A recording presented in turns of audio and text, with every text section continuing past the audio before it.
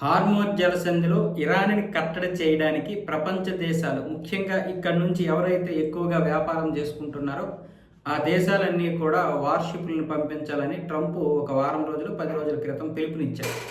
ఆ పిలుపుని ఎవరూ పట్టించుకోలేదు. కానీ ఇప్పుడు బ్రిటన్కి చెందినటువంటి ఒక జలాంతర్గామి అయితే వచ్చింది.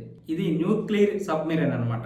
దీని గురించి ఇప్పుడు బ్రిటన్ పత్రికే చెప్పింది. బ్రిటన్కి చెందినటువంటి అణు జలాంతర్గామి HMS ఆన్సన్ హార్మోజ్ జలసంధి వద్దకు చేరుకున్నట్లు సమాచారం. దీనిని ఉత్తర అరేబియన్ సముద్రంలో మోహరించినట్లు బ్రిటిష్ మీడియా అయితే పేర్కొంది. ఇందులో తామహక్ క్షిపణులు, భారీ టార్పడోలు, శక్తివంతమైన ఆయుధ సంపత్తి ఉన్నట్లు తెలిపింది. పశ్చిమాసియాలో ఘర్షణలకు మరింత తీవ్రరూపం దాల్చితే ఇరాన్పై బ్రిటన్ దళాలు దాడులు చేయవచ్చనే సంకేతాలు కనిపిస్తున్నాయి.